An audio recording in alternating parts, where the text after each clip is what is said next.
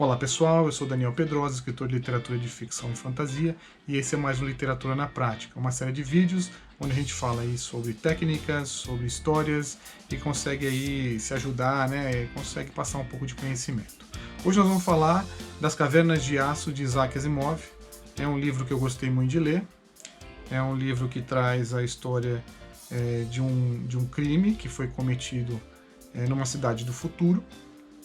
E para investigar esse crime, chamam um investigador, né, um investigador já com uma certa idade, né, um investigador maduro, e colocam com ele um parceiro robô. Esse parceiro robô vai trabalhar essa investigação com ele durante o livro. Existe um grande dilema nessa história, e isso que é legal na história, que é essa questão dos robôs e dos homens, né, convivendo juntos. Os robôs não são, nessa época ainda, na época do livro, aceitos socialmente, então é como se houvesse uma questão ideológica, né, por essa parceria existir e durante todo esse período em que eles trabalham juntos. Bom, o livro se desenrola, né, de uma maneira bem legal, toda essa parceria, o crescimento desses dois personagens, até que eles vão chegando ao ponto do ápice, que é o ponto onde eles podem ou não resolver esse crime. E aí a gente tem aí um ticking clock também que é colocado para poder acelerar um pouco o final desse livro, e aí a gente tem uma conclusão bem assim rápida da história.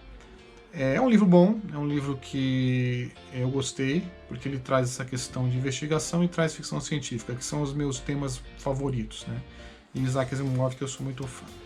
O que eu quero trazer desse livro para vocês, que eu acho que é uma questão que está muito clara nesse livro e também se apresenta em muitos outros livros, é uma questão que eu gosto muito de falar, uma coisa que eu acho muito, muito legal e ao mesmo tempo é importante, é um detalhe importante dos livros que faz uma grande diferença quando você começa a conhecer isso. Eu queria falar de nomes, né? Nesse livro do Isaac Asimov existe uma personagem chamada Jezebel, né? E Jezebel significa infiel, né? É uma história bíblica e o significado do nome é infiel.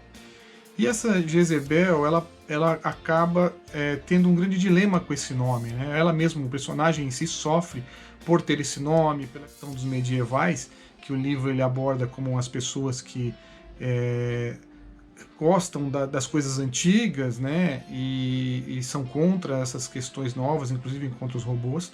E essa moça que chama Jezebel, ela se vê num conflito porque ela também ela é muito presa a esse passado, então ela acha que o nome dela pode causar ou pode determinar qual vai ser o comportamento social dela, inclusive determinar como vai ser a vida dela e qual vai ser o destino que ela vai ter. Então nesse livro o nome tem esse poder, né? O nome tem essa força e tem um grande significado para toda a história.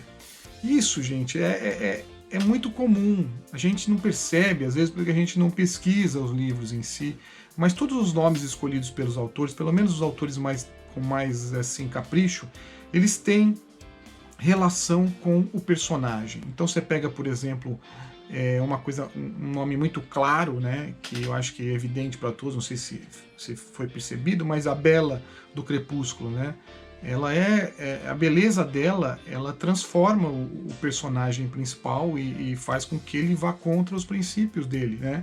Tem aquele conflito com outro personagem secundário.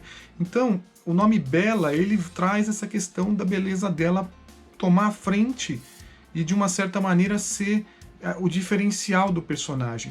Não é só isso. Se você pegar em Iago, que é o personagem de Otelo, que é o vilão de Otelo, ele é um covarde, um astuto, um traiçoeiro, e o nome, se você for procurar o significado, significa astuto, traiçoeiro, covarde.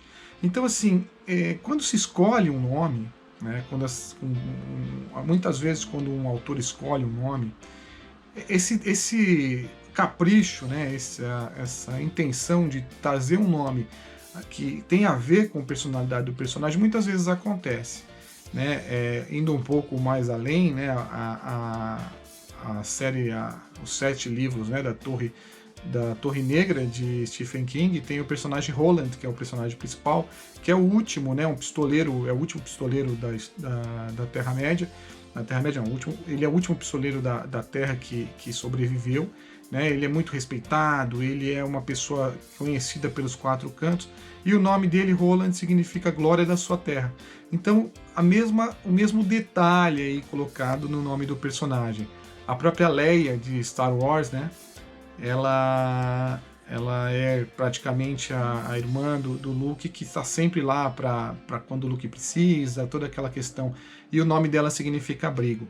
Então, eu, por exemplo, no meu livro O Tesouro da Ordem de Cristo, eu trago alguns guardiões, e os guardiões, eles são guardiões de um tesouro de Cristo, e os nomes deles têm a ver com os apóstolos. Então, tudo isso, toda essa questão dos nomes numa obra, eles têm oportunidade de se criar um significado. Então, acho que é muito legal quando a gente consegue incluir isso no significado da história, porque você torna a história melhor, torna a história mais rica, para o leitor poder, inclusive, ir além daquelas páginas que ele leu. Então essa é a dica de hoje. Agradeço por estarem assistindo o vídeo, curtam a página, curtam o vídeo. Se quiserem compartilhar, ajuda muito aí na divulgação. Obrigado e até o próximo vídeo aí. Um abraço.